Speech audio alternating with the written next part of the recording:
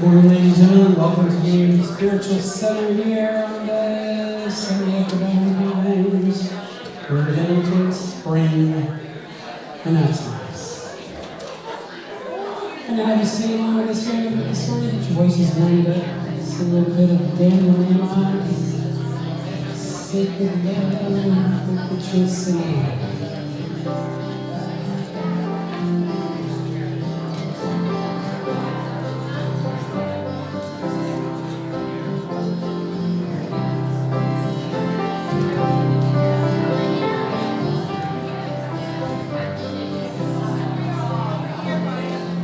You are sacred love, sacred love is all that you are.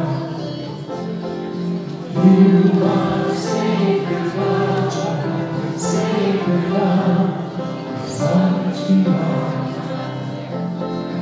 You are sacred love, sacred love is all that you are. You are sacred love, sacred love, it's all that you are.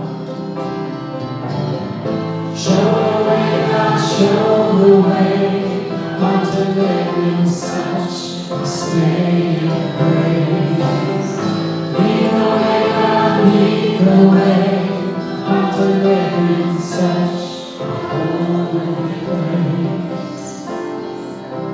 Such a holy place. You are blessed peace, blessed peace is all that you are. You are blessed peace, blessed peace is all that you are. Show the way, God, show the way. State of grace. Lead the way, God, lead the way. I'm to live in such a holy place. Such a holy place. You are deepest joy, deepest joy. It's all that you are. You are deepest joy, it's all that you are. Show the way, God, show the way, want to live in such a state of grace. Lead the way, God, lead the way, want to live in such a holy place. Show the way, God, show the way.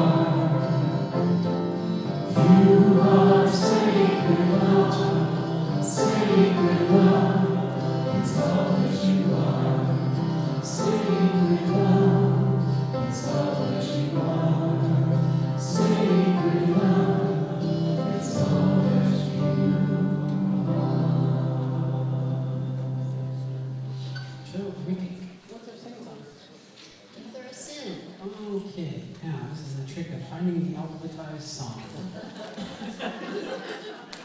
You can do it. I know you can do it. I'm on H.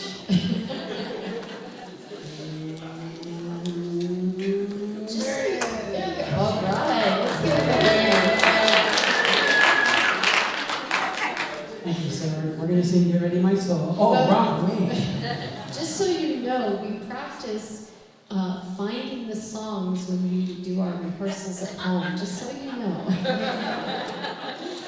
I'm sorry, honey, I'm telling you. That's all right. I better start. All right, we're going to sing this great song, Gathers.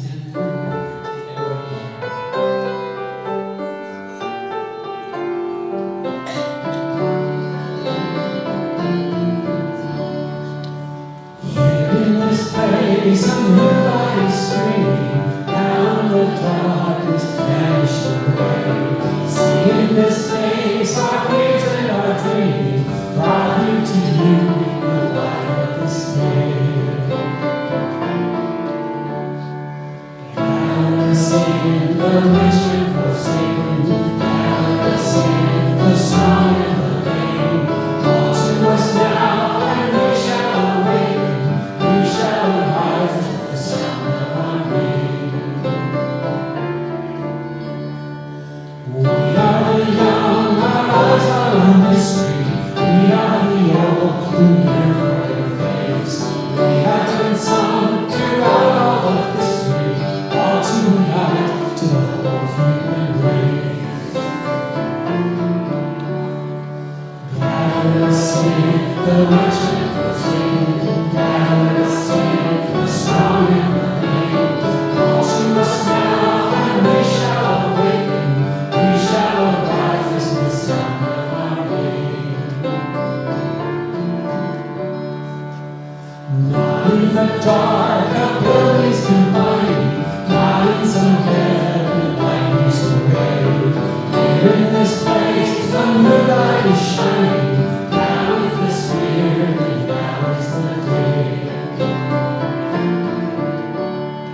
Gather, sing, the rich and forsaken. Gather, sing, the strong and the lame. Call to us now, and we shall awaken. We shall arise to the sound of our name.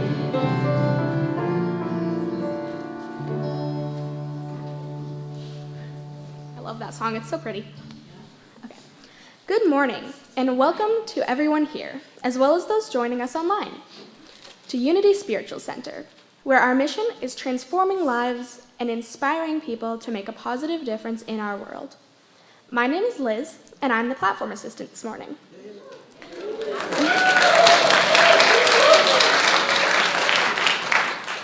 If you could please take a moment now to silence your phones. But before you do, you can check in and tell the world where you are, and let them know that they can also tune in online. We want to begin our time together by sharing our opening affirmation. I'll say it once, and then I'll ask you to repeat it with me. There is only one presence and one power, active in my life and in the universe, God the Good. Together? There is only one presence and one power, active in our life and in the universe, God the Good. This morning, we'll hear from Jane with her talk titled, I Have Come Here to Be the Change, and Dr. Gary will be leading the meditation. We are blessed musically by the Wrights and the Unity Choir. I invite you to stand as you're able to sing our community song. We sing Peace Like the River, number 356, for the big crowd.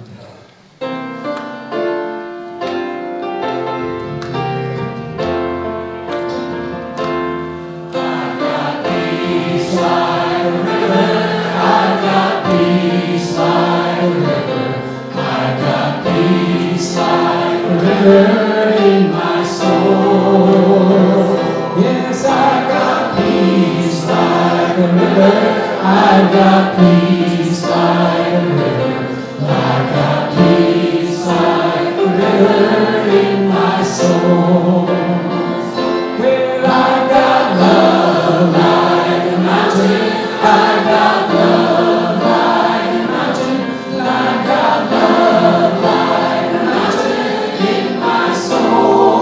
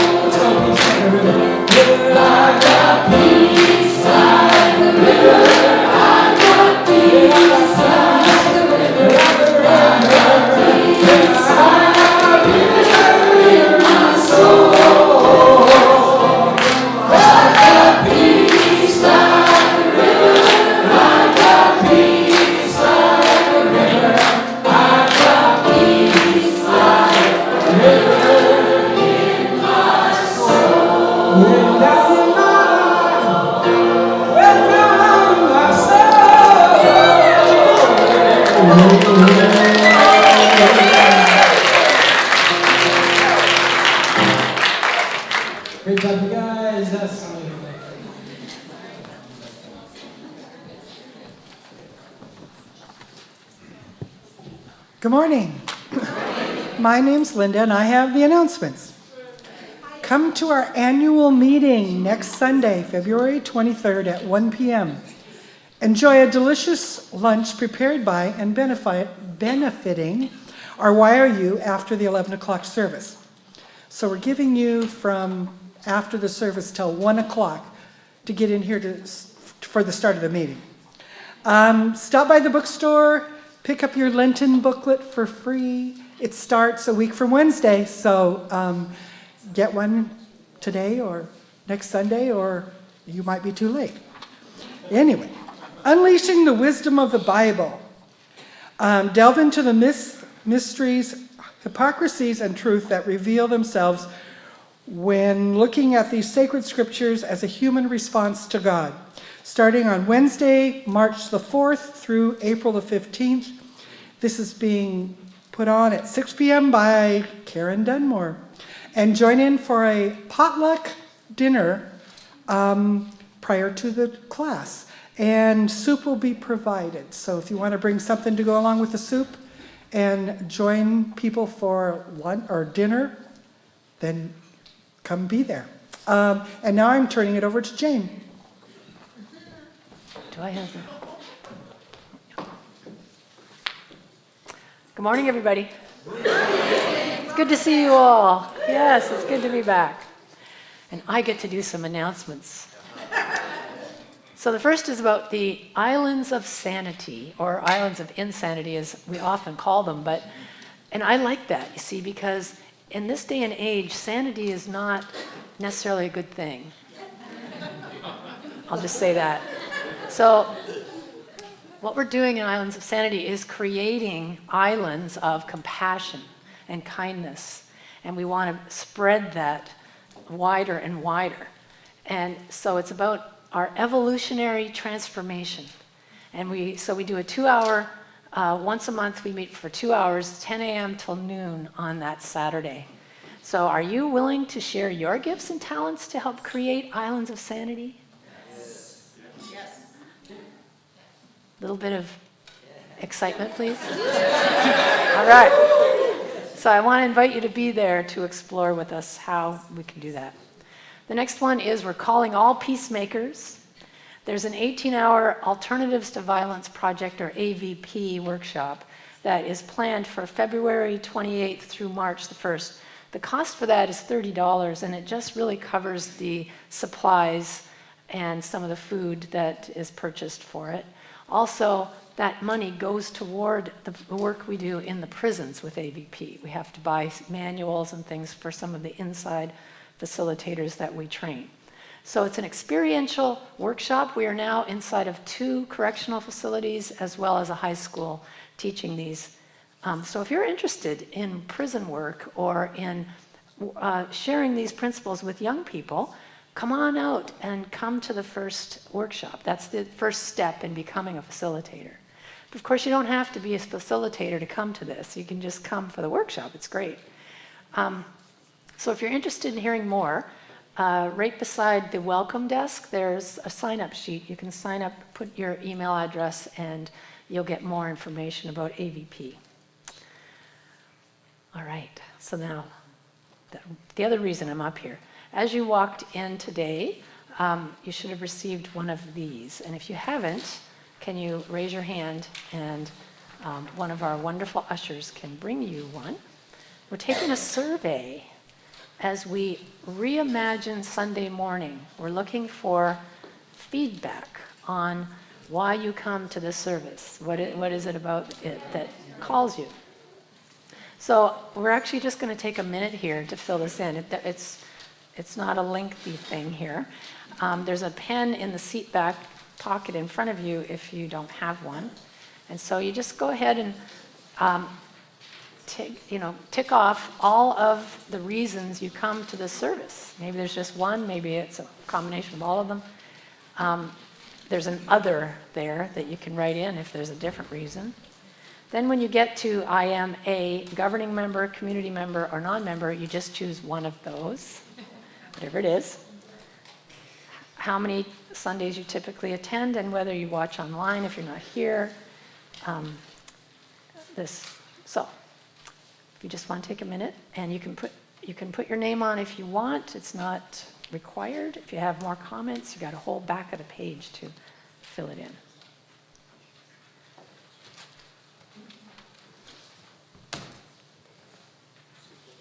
And when you're finished filling it in, if you could just pass it to the aisle so that our ushers can pick those up. Thank you. Thank you fold them up and pass them in. Thank you to our wonderful ushers for doing double duty on this.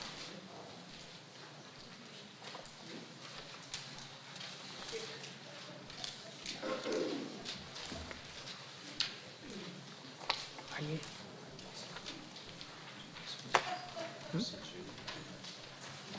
No. Judy Jameson In the house.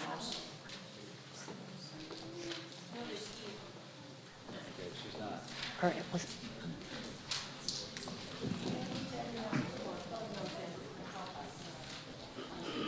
All right, so this slot is typically the board update, and we've had some confusion with respect to who is doing it. At each board meeting, we take time to be in conversation as to what needs to be conveyed to the community to give them a sense of what our effort is, what we're dealing with, what's happening for us. And at our last board meeting, we had three of our trustees unavailable, and so we were a smaller group, and we spent most of our time just looking ahead at what's coming. And so what's coming 10 months from now, Jane and I are retiring. And in addition to that, we're also reimagining Sunday, and so we've had conversations about what that might look like, as well as looking at one important process that's coming through, and that is mapping what is. The Evolutionary Council, which was the team that conducted the Conscious Conversations process that interviewed 130 of us, will now take on the project of mapping all of our structures, practices, and systems, and make sure that everything is not only pulling us into the fulfillment of our mission, transforming lives and inspiring people to make a positive difference in their world, but it's also a way in which we can look organizationally at where we're leaking energy, or where we're not necessarily all working together or pulling in the same direction. And so to that end, we're also looking at how we can support staff and those who serve in the ministry with clear policies that really reflect what people say yes to when they take on or participate in some form of service or in some role in the church. And so in an effort to update our policies, we're also been asked by the Board of Trustees to provide feedback to the staff to help empower them to be more effective in their jobs, as well as to cross-train. Part of the challenge in our organization is all of our staff is part-time, including your ministers. And so we're here, but each of us are specialized in our areas. And so when one of us is gone, then there's a big important part of the whole that is kind of struggling with, well, how do we do this? And so part of the mandate is cross-training. And so all the staff are being cross-trained to be able to function in times of need to support one another if there's an absence or some other issue. Anyway, that's what's going on. Next Sunday, we're going to be talking about our ideas about the future. The board will be sharing information about what's ahead with respect to the search process, the ministerial search process, and how all that lives in furthering our commitment to mission-centric ministry and really creating a sustainable community built around all of us with our lives transformed and making a positive difference in our world, which I think that's going to be a part of the message today. Thank you so much for your attention.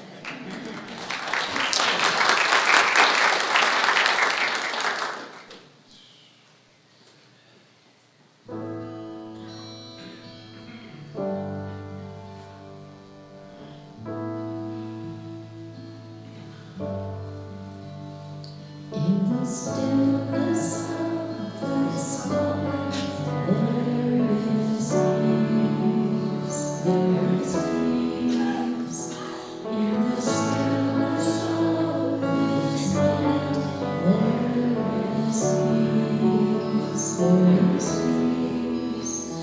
And I rest and trust and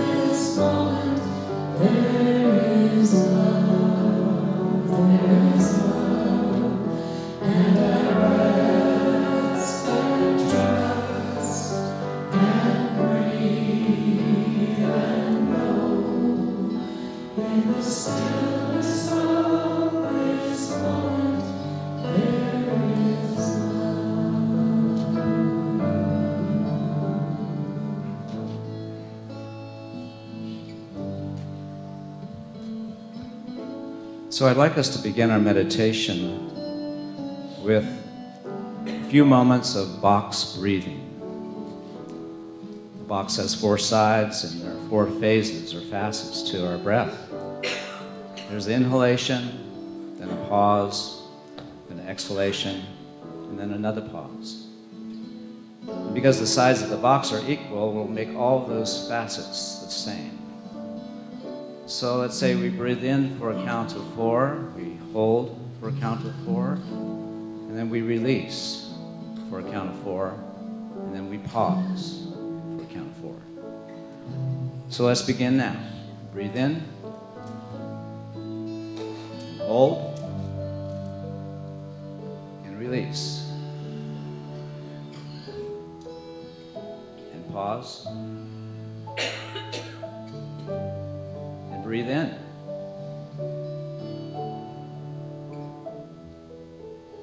And hold.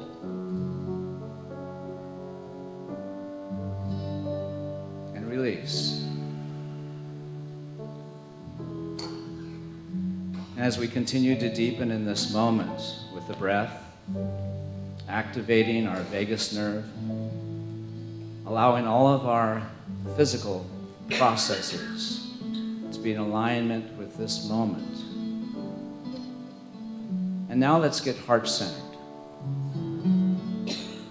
Let's bring into our awareness someone or something that we appreciate. It could be a family member, a life partner, a child, a fond memory, or even our pet. Just whatever carries with it the felt sense of appreciation or gratitude. And allow those feelings to be felt and to rise up. Just imagine in your awareness these feelings of gratitude extending beyond our physical selves, filling this sanctuary, so that together we create a resonant field of heart-centered coherence.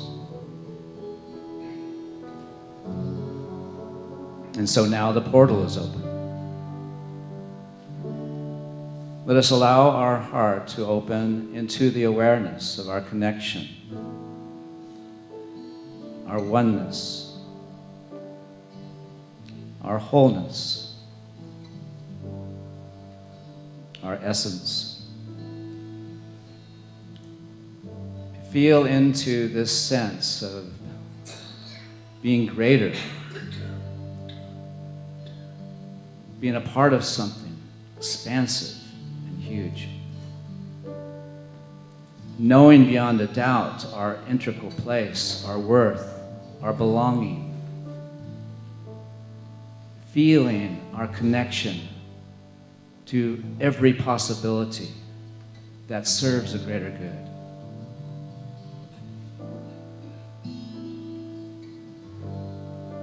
And so in the awareness of our oneness with all of life, our oneness in this field of infinite possibilities, our wholeness, our connection, the intelligence, the wisdom, in the awareness of love, the presence, let us now linger in this state of absolute oneness and wholeness and love in the silence.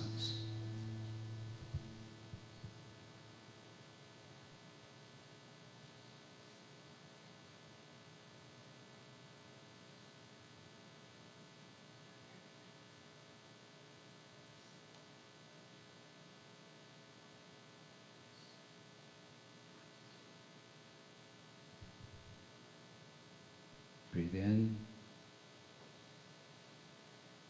and hold and release and pause. Breathe in and hold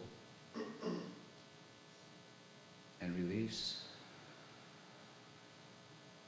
We release ourselves now in the care and keeping of Spirit, giving thanks in advance for all that is making its way into our life that brings us into the greatest expression of who and what we've come here to be. And for this, we are grateful. Thank you, God. So it is. Amen. In the stillness of this moment, there is peace, there is peace. In the stillness of this moment, there is peace, there is peace. And I rest and trust and breathe and know. In the stillness of this moment, there is peace.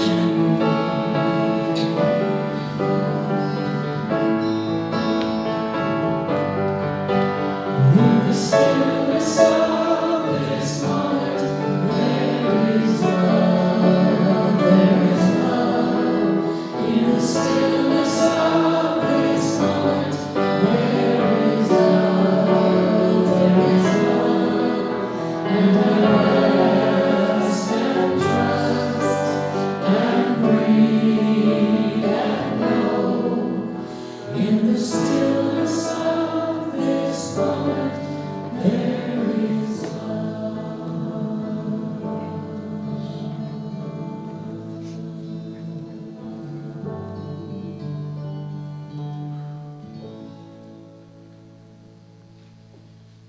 How beautiful. Let's breathe that in. In the stillness of this moment, there is love. Can you feel it? Yes. Thank you. Thank you for that wonderful meditation and the beautiful music. I think we've had our sermon for today. But I have a few questions for you. While I'm up here anyway, may as well ask them. Who have you come here to be? There's the first one. Have you ever considered that? Who exactly have you come here to be? What have you come here to express? The second one is, what is your purpose on this planet? Why are you here? And the third one is, are your actions being pulled by a vision for a world that works for all? What is your motivation for being who you are and for doing what you do? And these kinds of questions, to me, have never been more relevant or needed or important to answer than right now in these unsettled and troubling times. Would you agree? Yes. And the eco-philosopher Joanna Macy, one of my personal heroines, puts it this way: the web of life is calling us forth at this time. Can you feel that calling when you hear those words? The web of life is calling us forth. And she paints a sobering picture that actually lights a fire under me, I'll tell you. This is what she says: future generations will be looking back at this time in our history, and the story that they will be living then is hinging upon what we are all about right now. Do you see that? Do you feel it? We are helping to fashion life for our future descendants. And I have to tell you, as a grandmother, I know what I want to fashion for my descendants. And it's not more chaos. It's not more harm to the earth. It's not more violence. It's a world of peace. And so here's what I want you to hear. Our actions matter. They matter. Who you are matters, and what you bring matters. My talk title this morning is, I have come here to be the change that I'm seeking. And I really believe that's true. I am taking that to heart. And I also understand how difficult it can be to see how those actions make any difference at all, especially with respect to what we're facing as a human family right now. Do you feel that? Especially when we look with the eyes of separation, when we place our attention and our energy on the illusions that stem from a world of duality, and when we invest into that 3D plane of reality, we have to play by the rules of matter. as Dr. Joe tells us, Joe Dispenza. We have to play by the rules of matter. We have to try to change matter with matter in an effort to create what we want. It's like pushing the river and bumping up against the manifest realm. So what is it that we want to do? What is it? What actions do we want to take? You know, many spiritual paths teach the idea of right livelihood, as they say in the Buddhist tradition. Work that is done in the service of the greater good. And I would include in that work creative expression, volunteer service, life practices. And one thing that we might all agree on is that when we're doing what we came here to do, when we're in that flow, the word work takes on a whole different meaning. Do you know what I'm talking about? There's a whole different experience when we are engaged in work that is purpose-driven, that is contributing to the welfare of others, compared to just doing something based on reward or acknowledgement or trying to get more out of life, more things. It's a whole different world. And what if our life practices could be the means to not only personal but planetary transformation, and also be a stepping stone to our own spiritual progress as we evolve into who we've come here to be? What if our job on this planet was to be loving and kind? What if it was that simple? And through that, what if our actions could contribute to not only the ennobling of our character? I just read that phrase this week and I loved it. The ennobling of our character, but also can lead to a more compassionate world. Just imagine if your unique skills and talents are the very ones needed to help to create a tipping point to bring a world that works for all into manifestation. Because here's the thing, ignoring the suffering on our planet does not make it go away. Especially when some of that suffering is the result of our Western consumer lifestyle. When it's happening because of choices I'm making, of excessive plastic use, products that damage the ecosystem, demand for cheap goods that sentences a young life to a sweatshop. Our actions matter, our choices matter. As Sharif Abdullah writes, when the Exxon Valdez trashed the West Coast, it was bringing me my oil. And so if I close my eyes to the suffering that's going on throughout the world, it doesn't go away. In fact, it remains inherent within humanity's collective conscience. Can you feel that? It's like a wound that we're all connected to.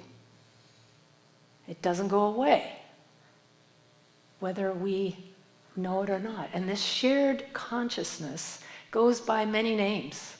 Charles Fillmore, our co-founder, called it race mind. Carl Jung, the collective unconscious. British biologist and quantum researcher Rupert Sheldrake calls it, this is my favorite one, morphogenic fields. Let me talk to you about morphogenic fields. According to Dr. Sheldrake, this field is not a thing so much as it is information. It's a set of shared beliefs and ideas and habits and attitudes, archetypal patterns, ancestral memory, knowledge that we share as a human species. And he suggests that our brain is like a radio receiver. We use it to tune into the collective memory that is held in our morphogenic field. And here's the good news, bad news. It's through our predominant thinking, our beliefs, our actions, we contribute to that field. And truly, we need to stop peeing in the pool.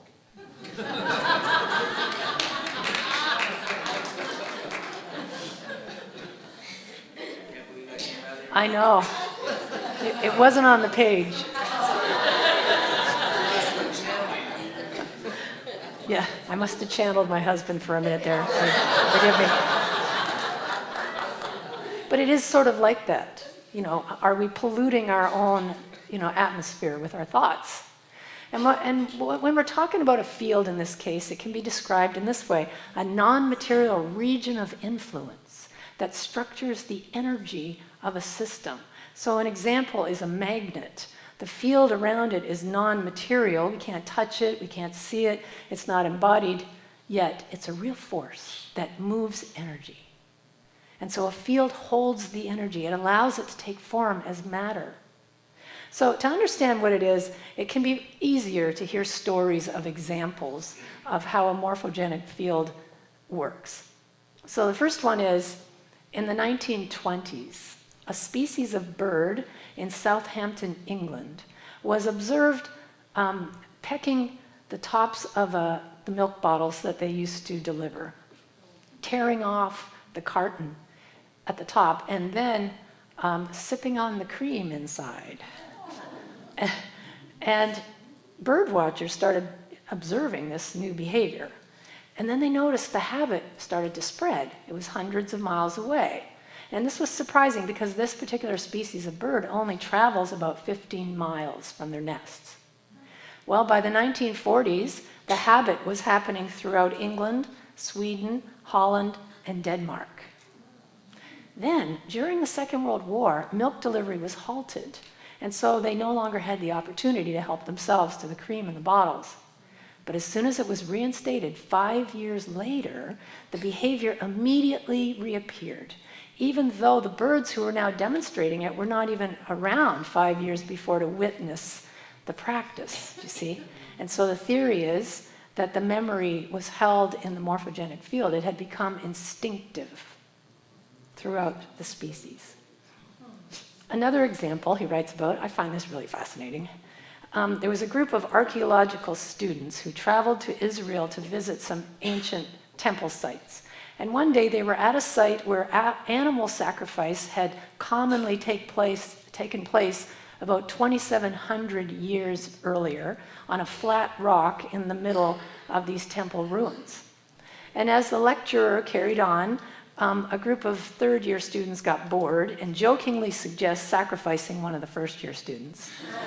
And so one of those students jumped on the rock as a joke. Immediately, vultures began to circle above. Immediately. Even though it had been 3,000 years since the last animal sacrifice had taken place. Again, held in the memory of the species morphogenic field.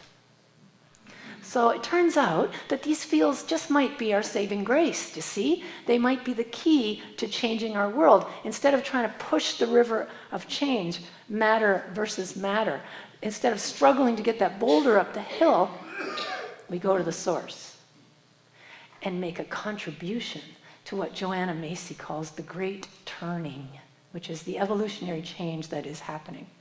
And we can begin to practice something new, and then like the birds in England, as more and more people take up the practice of whatever it is, we reach a tipping point that makes the shift to making it available for all. And the hope here is to shift humanity's morphogenic field to one of compassion.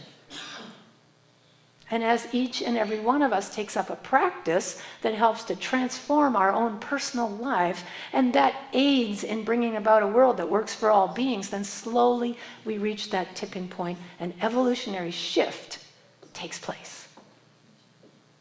And I believe that's our work.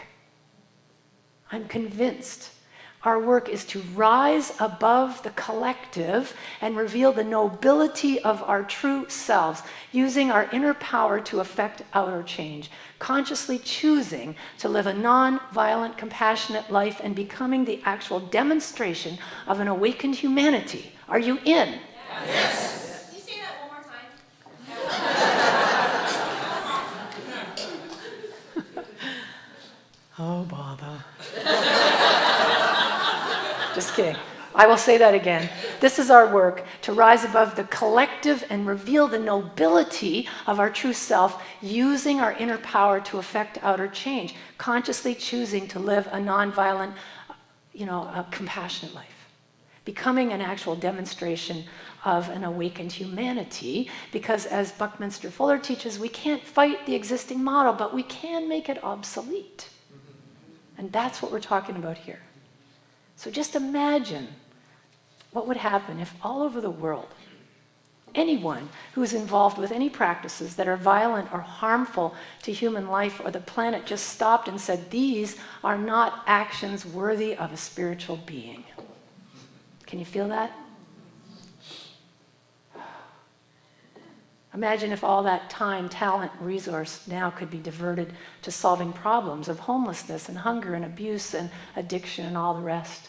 And this is not a pipe dream to envision such a world. This year we have dubbed 2020 a year of vision. I want to invite you to join me in getting bold in what we want to see come forth in this world. Our mission is transforming lives, inspiring people to make a positive difference in the world. And it will only happen when we all get on board with making it a reality. It's going to take some work.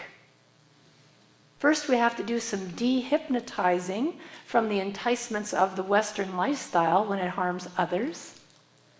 And it's also going to take some taming of the ego. You know, we do that through the Q process. But it's a new way of living in service to the divine without egoic leadership. It's selfless action. And I believe it's time. I believe it's time for us to put theory into practice. And so for the upcoming spring session of our spirit groups, we are asking these questions. What is one area of your life that you are looking for transformation in this year? And the second question, how can this transformative work help to make a positive difference in our world? And these are big questions.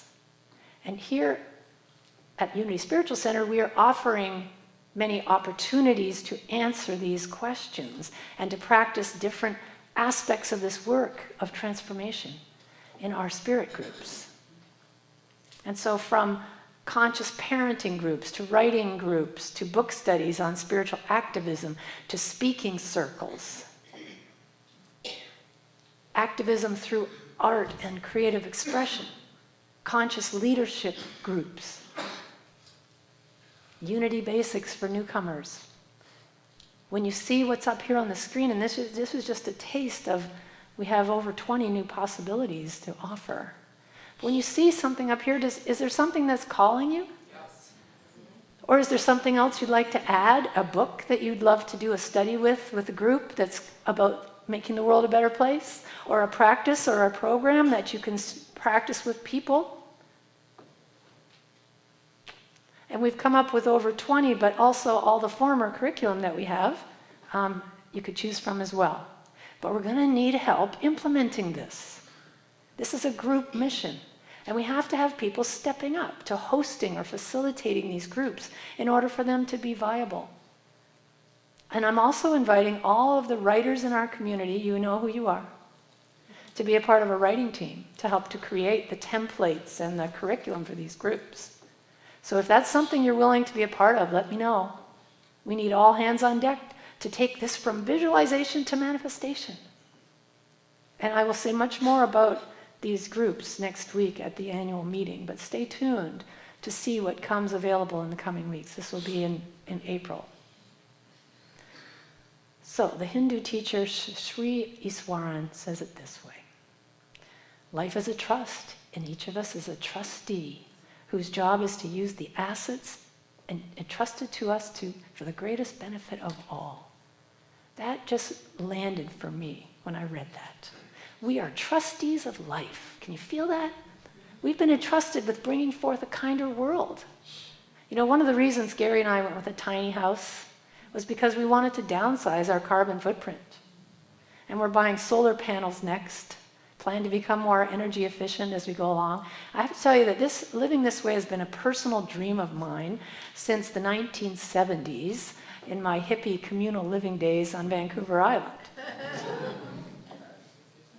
And I'm not going to show you a picture of what I look like then. But it's so exciting to finally feel that dream coming to fruition. And it feels to me like the time is now for change. The kinds of things we're witnessing in this country, throughout the world, that are harmful for this planet and the inhabitants on it can serve as inspiration for us to personally and planetarily transform. It can be the catalyst for us to step into who we really are, to make this happen. Just imagine if every one of us gave ourselves more and more into selfless service, letting our personal desires and motives dissolve into the joy of being the change and making the world a better place. This is Unity's fifth principle. But we can't just know about these principles. We have to put them into practice if we want to transform our lives. And so the more selfless work we do, without thought of profit, without thought of needing acknowledgement or even thanks, guess what? The smaller the ego gets. And then the other part of it is that the more we do to feel superior in some way, or to be acknowledged or rewarded, the bigger it grows. So part of our work is non-attachment to results. It's so easy for the ego to get entangled in results and give them meaning about our self-worth and our innate value. That's not true. The sooner we stop that game, the better for all concerned. We are not what we do. We are who we've come here to be, and when we do from that consciousness, do you see the difference? We come from that knowingness of who we are, without needing anything to be a certain way, without anxiety, and with total peace of mind. When we do that, Spirit has room to move and can use us to reveal the divine pattern.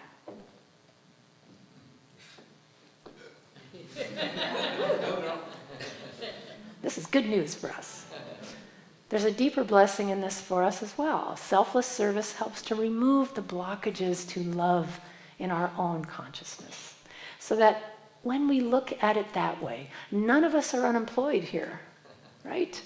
We can all be the avenue through which Spirit blesses the world in whatever capacity we find ourselves. And it's an allowing of Spirit to come forth. Because the New Thought leader, Michael Beckwith, teaches there are 4 kinds of pain: resistance, resistance, resistance, and resistance. And I believe he's right. Now, that doesn't mean that we look the other way or that we allow things to happen in our world that are wrong or harmful. But it does mean that reacting out of this sense of powerlessness or outrage just adds to the problem. Instead, there's another way. One that lets whatever's happening be the catalyst of our own evolution. One that unleashes the powerhouse of divine love and compassion onto the situation. And in order to do that, we have to give up allegiance to the problem. See that? And instead, focus on how we can be the change that we're seeking. When we find ourselves engaging in any kind of polarized situation, instead of hopping on one side or the other of the argument, we have the ability to bring a third dimension of consciousness into play. And Joanna Macy and Chris Johnstone have written a book that gives some ideas of how we can do that. The book is called Active Hope: How to Face the Mess We're In Without Going Crazy. And that's one of the Spirit Group books that we're suggesting. And so, in order to give up allegiance to the immensity of the problems we face, they suggest 4 facets of this work. And they begin with my personal favorite and go-to practice of gratitude. Becoming present to the wonder right now of being alive in this world at this poignant time. Sink into that knowing right now. Feel the gratitude of being here in this time, in this space, and being able to be who you really are. And so we become present to that. And in order to feel the gratitude, we can think of someone or something that we appreciate and allow that feeling. Uh-oh. Am I back? No, okay. And we can allow that feeling to grow and to radiate and to expand, and it creates a coherent energetic field. And the more of us that do it, it just shifts the energetic signature of wherever we are. And so we do this every Sunday. Every Sunday when we go into our time of meditation, we are doing this practice. And it's a powerful practice that can open the door to allowing whatever's happening inside of ourselves to be honored and welcomed. This is a big step. So if we're feeling distress or fear or upset or anger or hopelessness, gratitude can be the gateway to just facing that internal state, and instead of pushing it away, fighting it, resisting it, we allow it. We welcome it. We honor it. A thankful heart is in harmony with life. And Neil Donald Walsh calls feeling gratitude the most powerful creative force in the universe. And this is why. Because an important thing happens when we allow gratitude to do its work of embracing our inner state. We calm down when we're able to acknowledge what's going on in the limbic system of our body, in the brain. When our internal alarm system, the fight or flight, when it's no longer being muffled or shut out, it's done its job of alerting us that there's something wrong, you see. And we can now deepen our understanding of that distress. And what we realize is that distress comes from our deepest caring. That's why. And it comes from our interconnection with all of life and starting to feel that. So being distressed by what we're witnessing is healthy. It's a healthy expression of our belonging to the web of life. Do you see it? It's an appropriate response. So whatever you're feeling, let gratitude help you embrace it, and then let it turn to compassion for all of us in the web of life. If you find yourself feeling powerless and needing something more, before you go grasping for something outside of yourself in some compulsive or addictive way, which is what I typically do, stop and need more for everyone. Need more on behalf of humanity. For the homeless person on the street, the child without a coat, the starving person in the refugee camp. On behalf of all humanity, feel the need for everyone to live in peace and harmony and safety. And shift any neediness that might come up for you to encompass all of our needs. We all need that. We all need to live in a safe place. We all need peace. It's one of our human needs. So extend your compassion to all. And as we do this, as we learn to train our minds to be detached from self-interest, when we get our egoic mind out of the way, wow, we can turn these depleting emotions into allies in helping to bring forth compassion. And as we overcome our fear, we unlock the additional resources that are needed to serve others and to grow personally and spiritually. And we can tap into that compassion that emerges from this realization that we can see with new eyes. We're not alone in this. It might feel like we are. Sometimes we feel totally isolated by what's going on outside of us, ourselves. But when we rejoin the human race and realize we're all in this together, now something different happens. We have resources available to us. New possibilities emerge. We can focus on our contribution, sharing our gifts to create a world that works for all.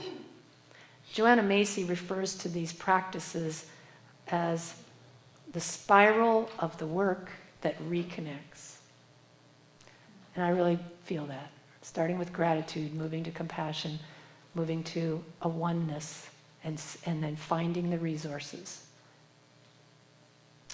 The self-described rogue journalist, I love that, Caitlin Johnstone, writes this: give less and less interest and attention to your conditioned, looping mental narratives, and more to the uncontrollable present moment in which literally anything can be born. This present moment contains the answer for us. Doesn't matter what's happened before.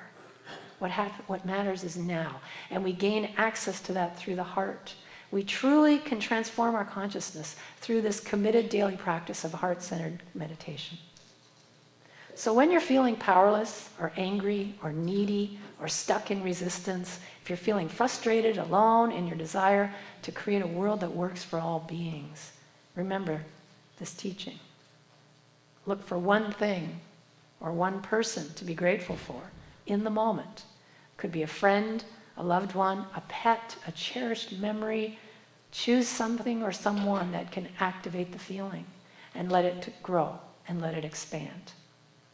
And as you do, acknowledge the feelings that are happening inside of you and stop trying to fight them or resist them or push them away. Just let them be in that field of gratitude. And recognize that your inner state is simply your internal alarm system working as it should. Thank it for doing its job of alerting you that there's something wrong here. And then see that behind it is your caring heart. Focus on that.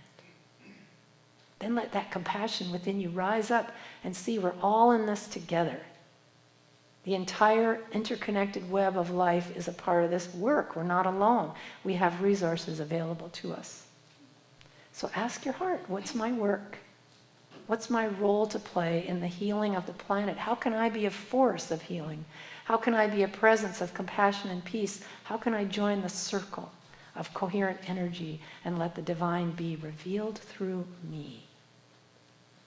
What authentic action can I take? And as you listen to your heart, maybe it's to host or facilitate one of the spirit groups. Maybe it's to be on a curriculum writing team. Whatever it is, whatever your heart nudges you to do, take that action. Every single one of us is here to be the change that we seek in the world. Do you feel that? Yeah. And it's incumbent upon us to put into practice the principles that we espouse and to prove that they work. So are you in? Yes. In the words of the activist, pastor, and blogger, John Pavlovich, maybe you're the hero you've been waiting for. Maybe you're the answer to your urgent prayers. Maybe hope isn't in the sky. Maybe it's in the mirror. So if that's calling to you, I want to invite you to commit to making a difference in the world. And I'm going to ask you to stand as you're able and affirm with me. I have come here to be the change that I seek. Come here to be the change that I seek. All right, put your hands on your hip this time. We're going to do this with sass. Ready? Okay, get ready. Let's say it again. I have come here to be the change that I seek. And so it is. Okay.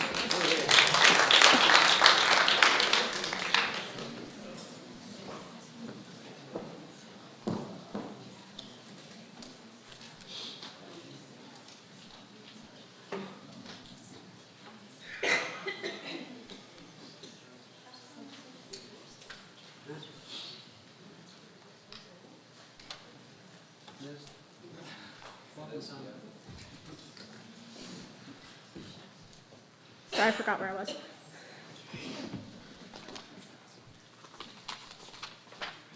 Okay, we're at the book.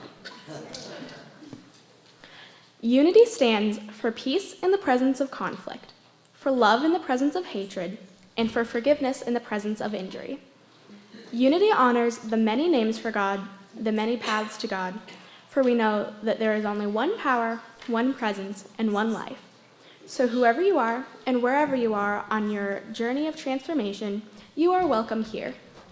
We would especially like to welcome anyone who's here for the first time. If this is your first time here and feel comfortable raising your hand, our ushers have a gift packet for you. Awesome.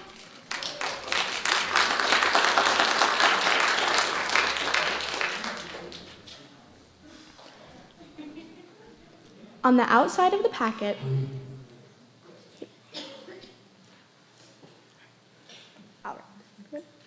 okay. On the outside of the packet, there is a form that you can fill out to be added to our mailing list for our weekly e-news update and our quarterly newsletter.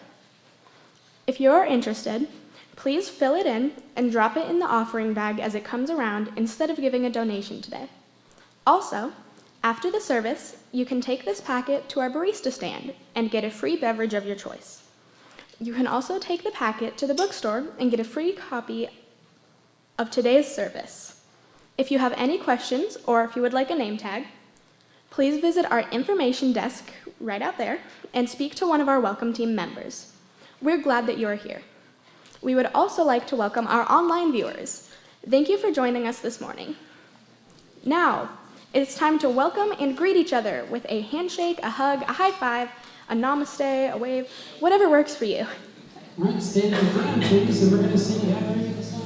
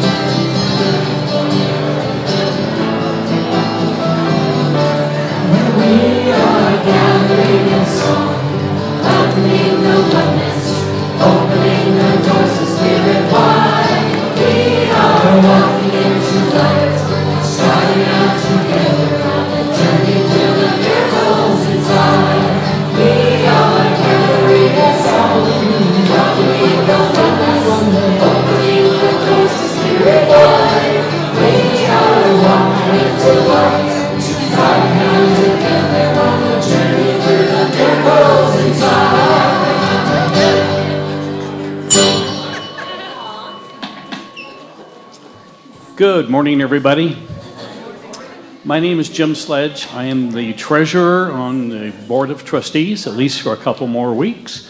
And it is my pleasure to welcome you to our community time of community giving. Gary shared with us a couple of weeks ago that we came through 2019 in the black, and we did, which is always good news. Before you is one of the big reasons we did so. The choir, along with our fearless leaders, Sean and Tawny,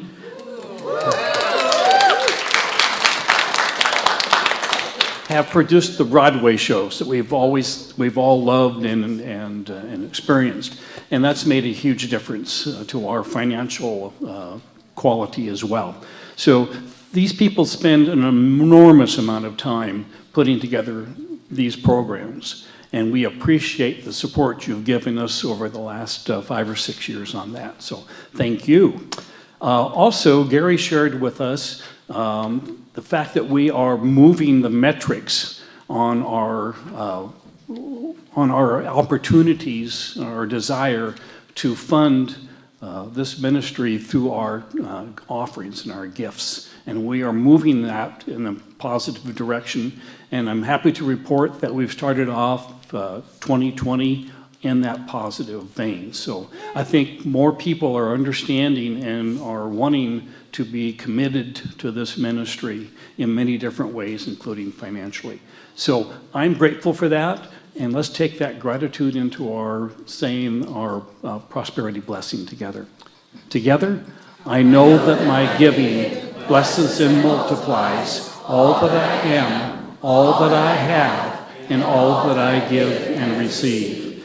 I give thanks for the abundance that is mine to share, and so it is.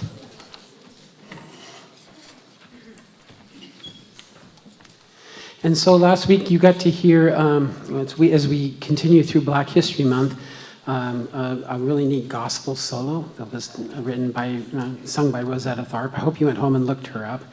And we're going to continue in that theme this week. We're continuing with a Black gospel arrangement of a song from a Rodgers and Hammerstein musical. This is You'll Never Walk Alone.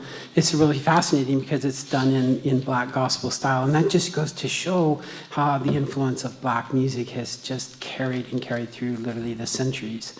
Kind of like Jane said, this is something that becomes almost ingrained in our thinking. And so I'm going to do the lead solo, have a gospel choir behind me today in a Rodgers and Hammerstein arrangement of You'll Never Walk Alone. Hope you enjoy it.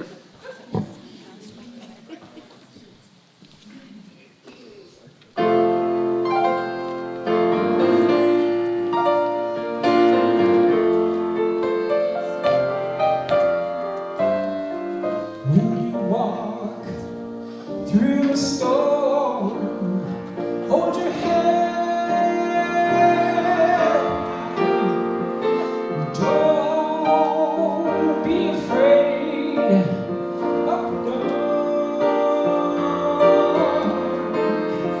And at the end of the road, there's a golden sky and the sweet, sweet silver song of the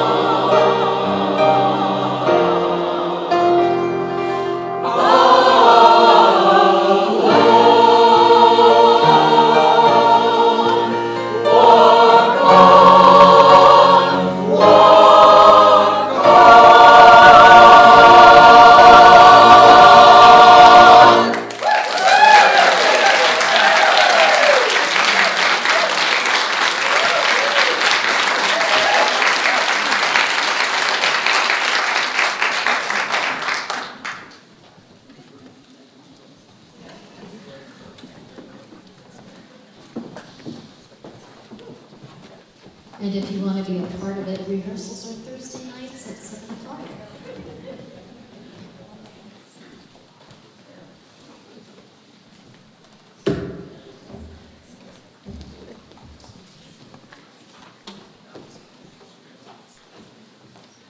Give the choir a chance to escape first. All right. We give thanks for these gifts and those who have given them, as we send them forth to bless our world. And so it is. And as we are giving thanks for the gifts we are receiving at Unity Spiritual Center, we want to take time to thank all those in service to our ministry. Today, we are saying a special thank you to Mary Christensen for watering all of our indoor plants, and to Cheryl Sanders, who manages our supply of clean towels for our kitchen. If the two of you could stand up so you could be appreciated.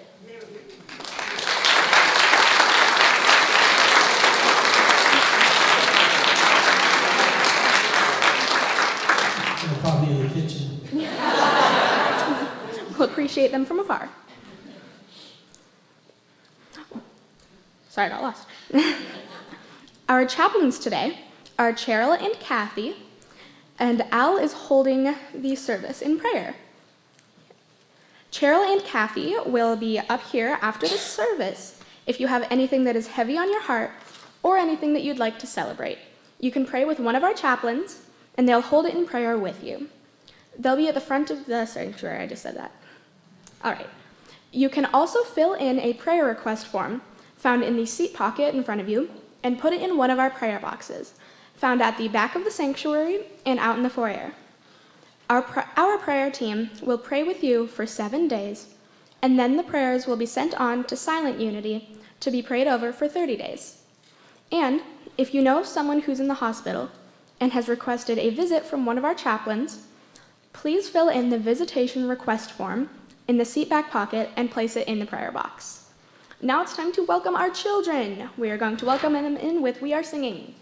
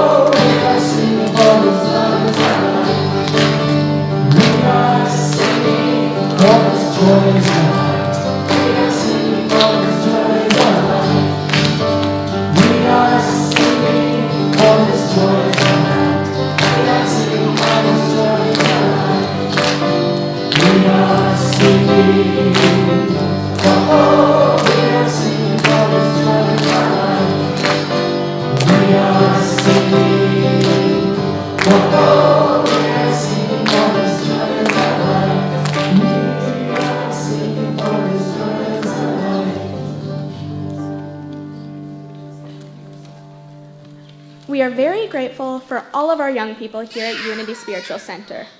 Yes, we are. And for all of those who serve the children. Let's take a... We have an announcement from the YOU. Hi, everyone. The YOU would just like to remind you and let you know that we will be doing another luncheon after the service next week, and it'll be a taco bar luncheon, and all the proceeds will go to supporting our YOU, going to camps and things. So, thank you.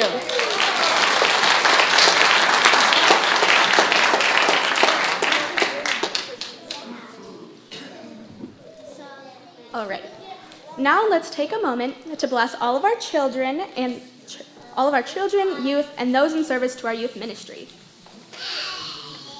Be the love you are. Sing the song you hear. Share your joy of life with people far and near. And for ourselves. Be the love we are. Sing the song we hear. Share our joy of life with people far and near. And invite all of the children to go back with the people they came from.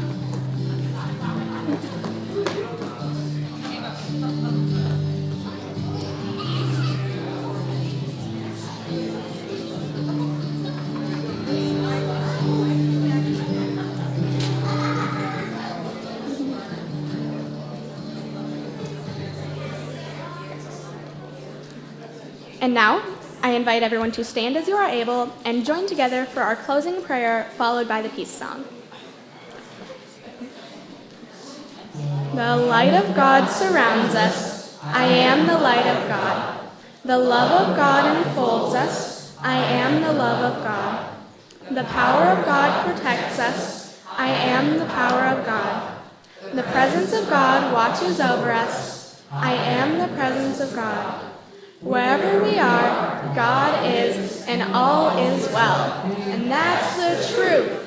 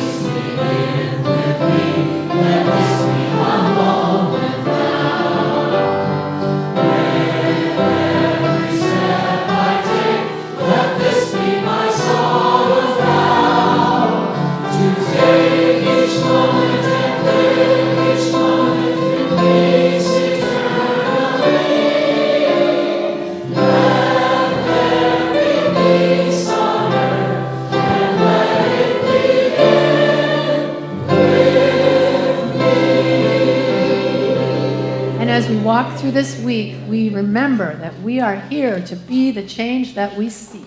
And so it is.